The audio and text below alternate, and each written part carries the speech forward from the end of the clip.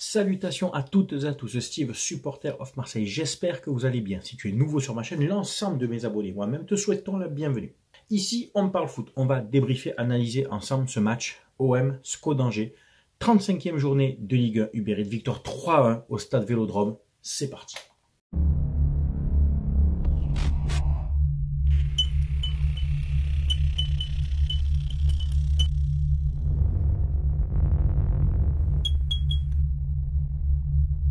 Tout d'abord, comme d'habitude, on rend hommage à tous les supporters, tous les ultras des deux virages. Virage sud, virage nord, il y avait de l'ambiance, il y avait des tifos, il y avait des drapeaux, il y avait des messages dans les virages.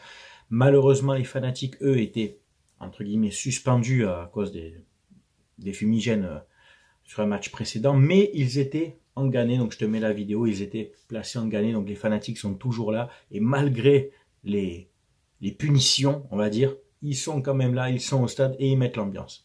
Alors la compo, je te la mets ici, Paul Lopez dans les buts, la défense, initialement donc c'était Rongier, Balerdi, Kolasinac, les pistons Klos à gauche, Under piston droit, Guendouzi, Verretou la récupération, Payet enfin, Malinowski et Sanchez. Bon, on attaque le match très très fort, tu l'as bien vu, on a essayé de tout de suite étouffer Angers qui a directement reculé de 30 mètres et s'est recroquevillé devant sa surface.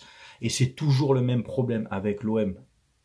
Depuis le début de la saison, on peut dire que ce match est symbolique et reflète bien comment on joue à domicile et le manque en fait d'animation dans les 20 derniers mètres et le manque de réussite. Malgré un Payet qui avait faim, qui courait partout, qui demandait beaucoup de ballons, c'est le joueur qui a touché le plus de ballons en première mi-temps, qui s'est rendu disponible, qui avait vraiment de l'énergie, qui était vif, qui essayait d'influer directement sur le jeu, mais voilà, on n'arrive pas à conclure, on n'arrive pas à avoir des frappes cadrées, possession stérile encore, voilà, tu le sais comme d'habitude.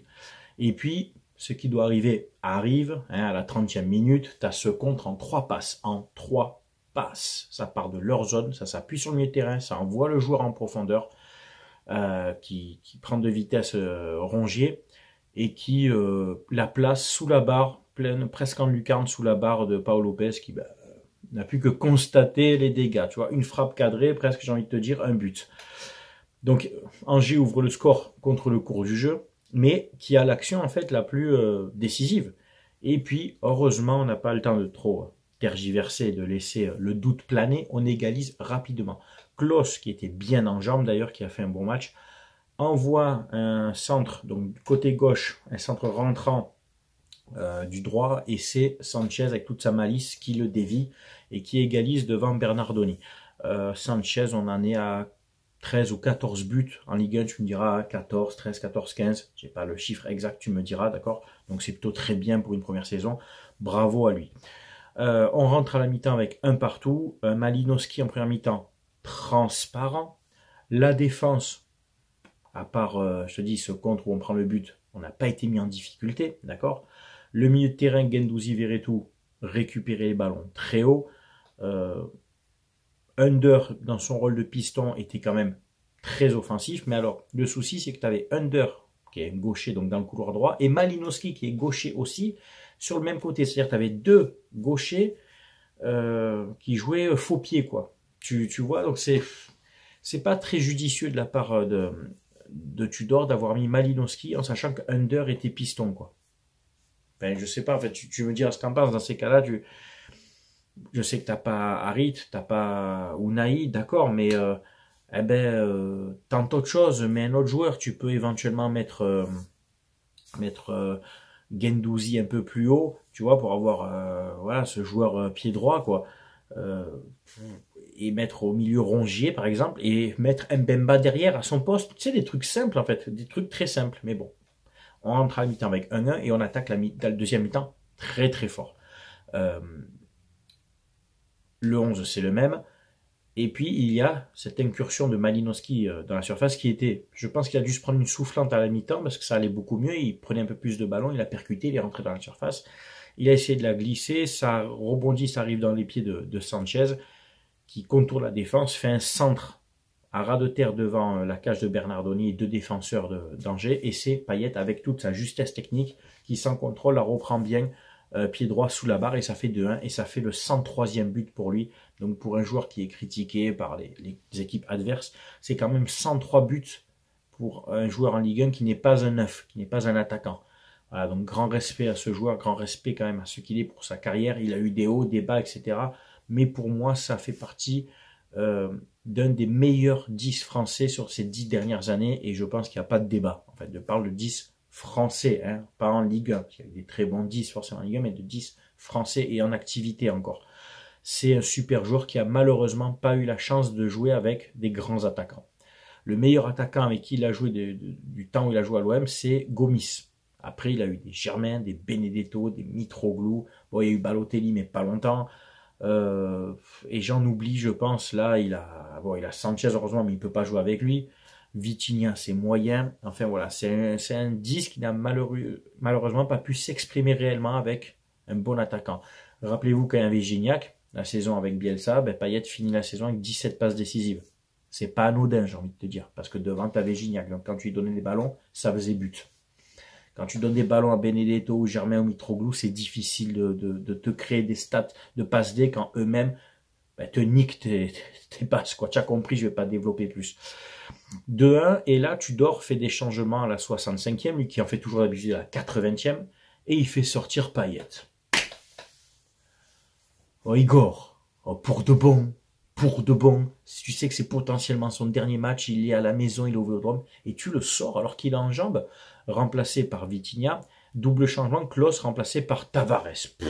Tavares, sa rentrée elle est dégueulasse. Donc Payet sort sur l'ovation de tout le stade. C'est dommage qu'il n'ait pas joué 10 minutes de plus, parce qu'après on obtient un penalty, obtenu par Balerdi d'ailleurs, qui dans le duel dans la surface veut mettre un extérieur pied droit. C'est dévié de la main involontairement certes, mais c'est quand même dévié de la main. Alors je suis pas sûr que ce penalty, vous allez me dire que je suis un grand parano ou quoi, mais je suis pas sûr que ce penalty aurait été sifflé contre Paris par exemple, ou même contre Lyon ou Monaco, tu vois. Enfin, j'ai l'impression qu'en fait quand c'est des petites équipes, c'est pas grave, on peut appliquer le règlement en fait. Voilà, le règlement s'applique normalement contre les petites équipes. Donc penalty transformé par Verretou. Si Payet était resté sur le terrain, je suppose que c'est lui qui l'aurait tiré. Je te dis pas qu'il aurait marqué, mais bon, Payet en général, c'est 9 penalties sur 10 de réussi. Je t'aurais fait un petit doublé pour lui, tu vois, c'est dommage. Bon, Verretou prend ses responsabilités et il transforme. D'autres changements par la suite. Caboret remplace Sanchez. Donc Sanchez qui est remplacé par Under, qui donc reprend son poste de joueur offensif, et Caboret le couloir. Et Mbemba remplace Guendouzi, donc Rongier reprend son poste de milieu défensif et Mbemba le poste de défenseur. Et en fin de match, Kolasinac est remplacé par Bailly. Bon, après il s'est pas passé grand chose. Si Vitinha a eu une occasion où il récupère lui tout seul le ballon, il se crée l'occasion, il part, il a une belle pointe de vitesse, il a la lutte avec le défenseur, il rentre dans la surface. Eh ben non, tu vois, c'est dommage, hein, c'est con, hein, parce qu'au moins tu aurais cadré, tu aurais peut-être marqué, ben non, tu fais le plus bel effort, t'es frais en plus, hein, ah oui, accessoirement tu viens de rentrer, t'es frais, tu prends le ballon, tu rentres dans la surface et t'arrives à pas la cadrer quand même. Ton collègue en face à Angers, lui, il a cadré sous la barre pleine lucarne, hein. Vitinha 35 millions, l'autre il a coûté le prix d'une Opel Corsa, hein, tu vois ce que je veux dire, enfin voilà. Ça commence à casser les couilles, quoi. Ça commence franchement à casser les couilles, oh. Mec, essaye de cadrer, essaye je sais pas, moi. Putain, elle fait quand même plus de 7 mètres, la cage, quoi. J'insiste avec ça, mais c'est compliqué, quoi. Hein. C'est de voir ça, c'est compliqué. On sent qu'il a envie, mais par contre, il faut enlever les boîtes des chaussures quand tu joues quand même, hein. Enfin, au niveau des statistiques, je te les mets là. Possession de balle, on est à 54%. 54% des duels remportés aussi. Au niveau des tirs, on a seulement que 14 tirs contre Angers. C'était pas franchement un super match, hein. On a eu la possession, 64% pardon, de possession et 54% des duels gagnés. Mais en termes d'occasion, il n'a pas eu des masses, quoi. Vraiment, il n'a pas eu des masses. 14 tirs seulement, c'est peu. Voilà, c'est peu contre une équipe qui, d'accord, certes, a fait que défendre. Mais bon. 3-1, on est troisième, on revient à 2 points de lance, 73 points en 35 matchs, donc on est à la moyenne des 2 points par match, 35 fois 2,70 plus 3 points de bonus. Il faut ça pour être sûr d'être sur le podium. Là, on a mis 8 points à Monaco qui va rester quatrième gentiment, tu vois, je pense. On les verra plus, ça y est, c'est terminé pour eux. Et je vous l'avais dit, quand j'ai fait une vidéo pour vous annoncer qui avait le plus de chances de finir deuxième. Bon, entre Lens et Marseille, j'avais un peu peut-être par chauvinisme, mais aussi en essayant de rester objectif, j'avais dit Marseille. Et j'avais annoncé que Monaco resterait quatrième au vu de son calendrier. Ils ont fait match nul contre Lille, il leur reste à jouer encore des grosses équipes, donc c'est terminé pour eux. La lutte de la deuxième place va être là. On est à 2 points de Lens. Nous, on va à Lille, le dernier déplacement, enfin le dernier gros déplacement. On reçoit Brest et après on va à Ajaccio. Pour Lens, ils vont à Lorient, c'est pas gagné. Ils reçoivent à Ajaccio, bon là je pense que ça va être réglé. Et après ils vont à Auxerre. Il y a moyen de faire quelque chose. Il reste 3 matchs, les gars. Pour nous, il ne faut pas qu'on ait de regrets. Il ne faut absolument pas qu'on ait de regrets. Les 3 derniers matchs, les gars, c'est 9 points obligatoires. Obligatoires. Même des 1-0, même ce que tu veux, même mal, pas mal. Enfin, tu vois ce que je veux dire? Il faut absolument les gagner parce que Lens n'est pas à l'abri de faire un faux pas. Par contre, ils ont une différence de but de plus 2. Donc, s'il faut un match nul et 2 victoires et que nous, on gagne tous les matchs, on sera à égalité de points et ils auront une meilleure différence de but. Donc il va falloir aussi, en gagnant les matchs, améliorer le goal average. Et c'est sur des matchs comme ça, là, contre Angers, qui est le dernier, qui est l'équipe qui prend énormément de buts, où tu gagnes que par 2 buts d'écart, alors que normalement, si tu avais des attaquants un peu décisifs, enfin, si tu avais ça arrêté de chipoter devant, c'est un match que tu dois gagner 5-1. 5-6-1, et là tu récupérais la différence de but. C'est vraiment dommage. Écoutez, c'est tout pour ce débrief. J'espère qu'il vous a plu. Si j'ai oublié quelque chose, je m'en excuse. Je crois qu'on a fait le tour. C'est bien entendu à vous de commenter, de donner votre avis, que tu sois supporter de l'OM, d'Angers ou d'une autre équipe. Tu sais qu'avec moi, on respecte toujours les avis de chacun. Voilà. C'était Steve, supporter of Marseille. Portez-vous bien. Très bonne semaine à tous. Ciao, ciao tout le monde. À bientôt.